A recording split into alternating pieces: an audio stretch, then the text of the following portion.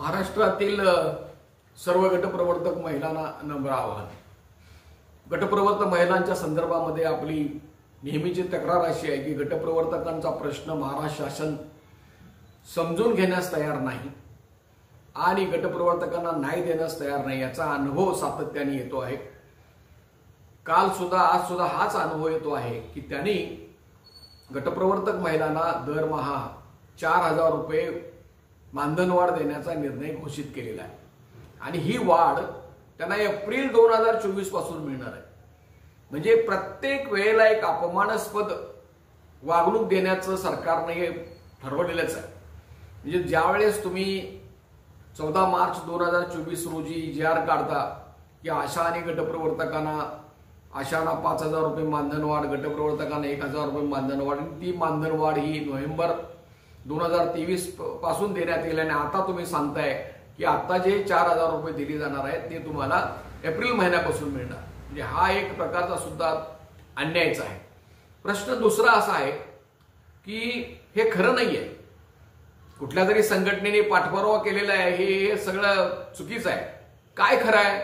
सर्वच संघटनांनी मिळून 10,000 रुपये वाढ, मानधन वाढ ही गटप्रवर्तकांना द्या, ही एक मुख्य मागणी होती आणि त्या मागणीसाठी मुख्यमंत्र्यांनी सुद्धा सुतोवाच केलेलं होतं।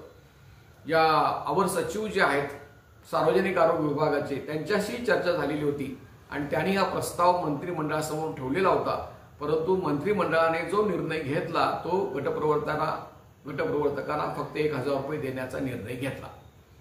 आता प्रश्न असा आहे की महाराष्ट्र शासनाने हा जो घेतलेला निर्णय आहे सुरुवातीचा आणि नंतरचा सुद्धा एकूण 5,000 रुपये वाढीचा, हा मुळातच चुकीचा आणि बेकायदेशीर आहे।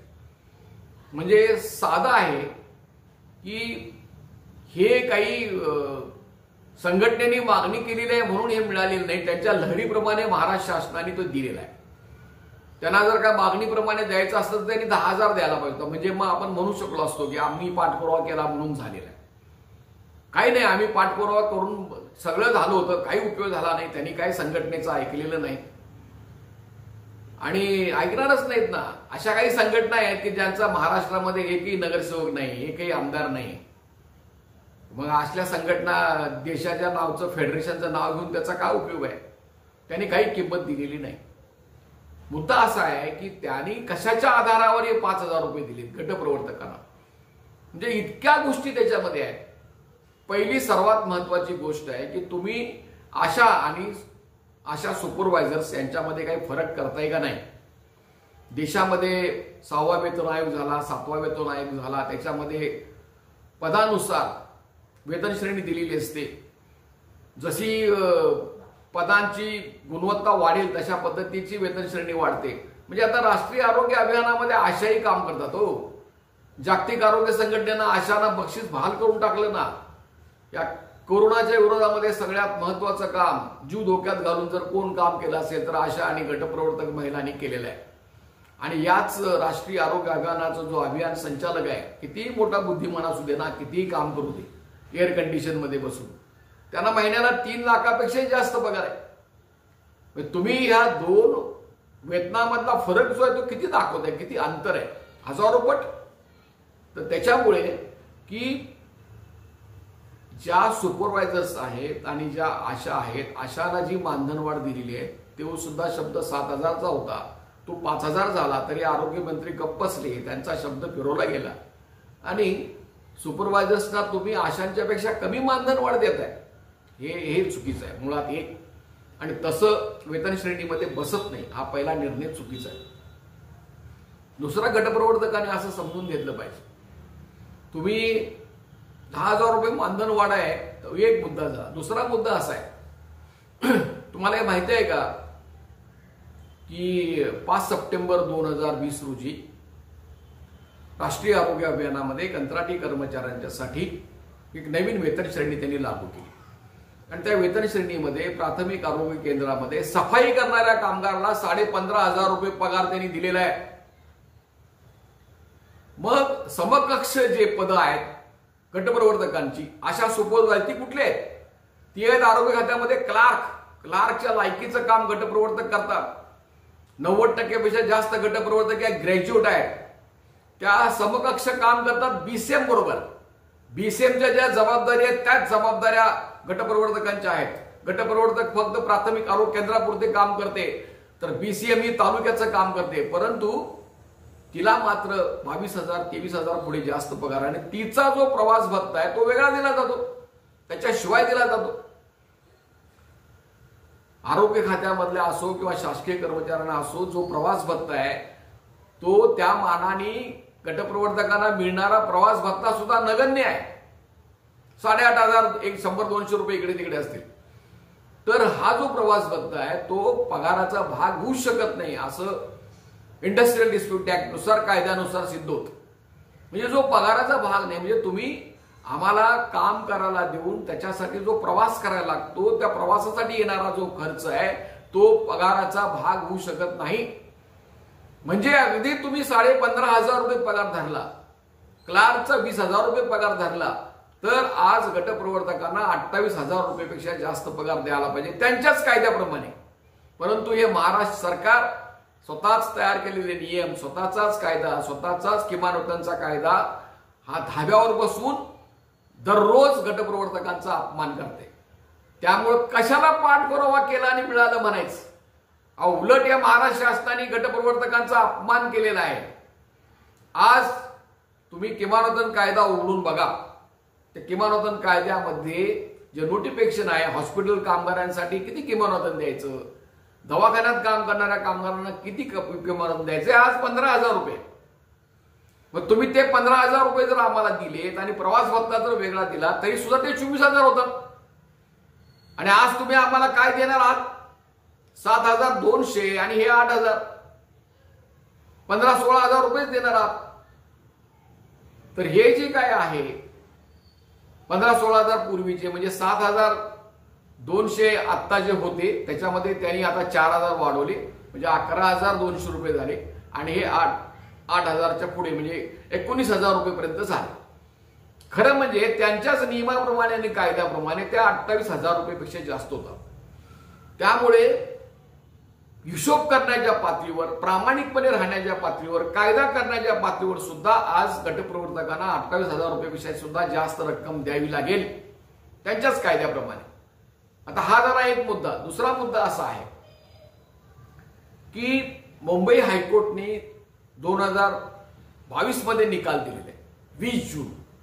डाटा ऑपरेटर जळगावचे जे आहेत आणि त्या ठिकाणचे इतर कंत्राटी कर्मचारी जे आहेत त्यांनी हायकोर्टमध्ये केस केली होती.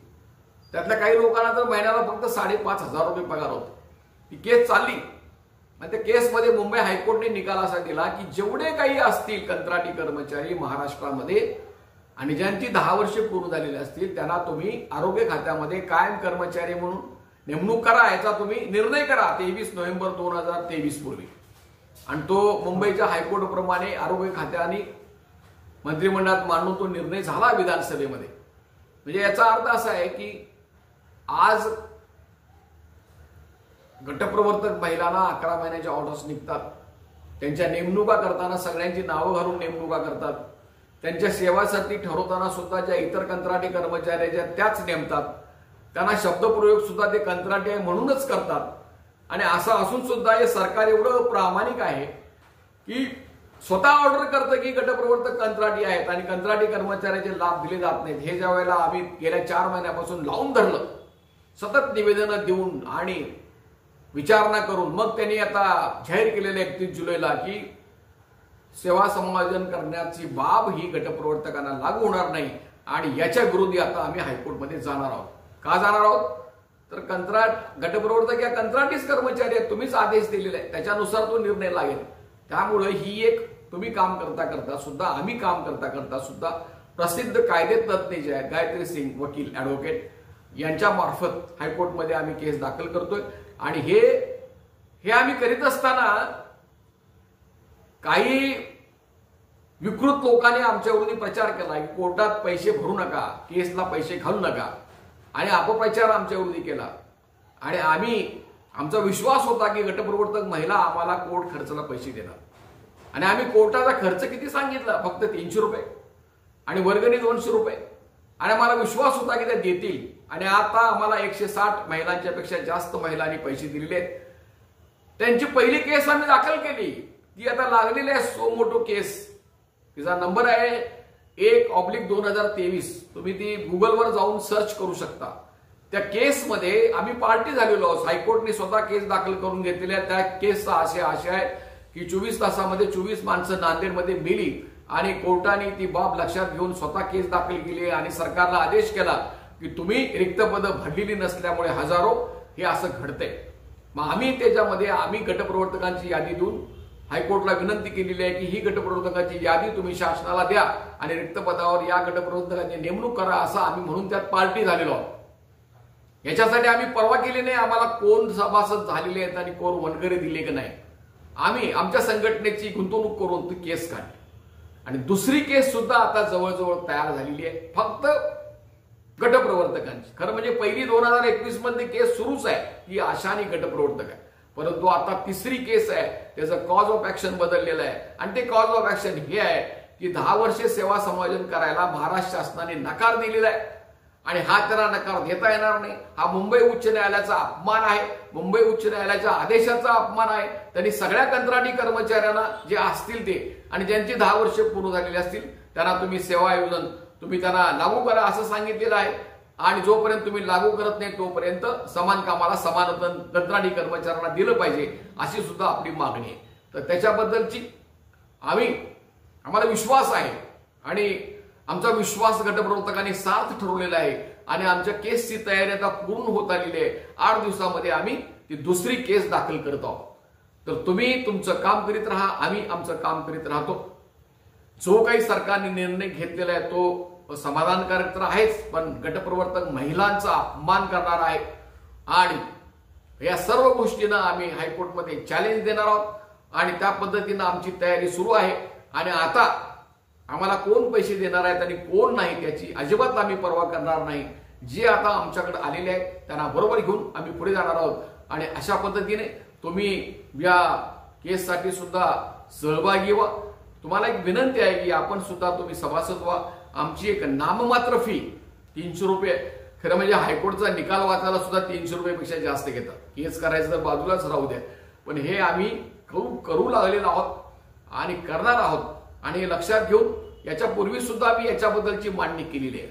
तर हे जे शंकर पुजारी या नावाचं जे युट्यूब चॅनल आहे ते तुम्ही पहा, फॉरवर्ड करा, माहिती घ्या, आपले प्रश्न असतील तर जरूर उपस्थित करा आणि सबस्क्राईब करा.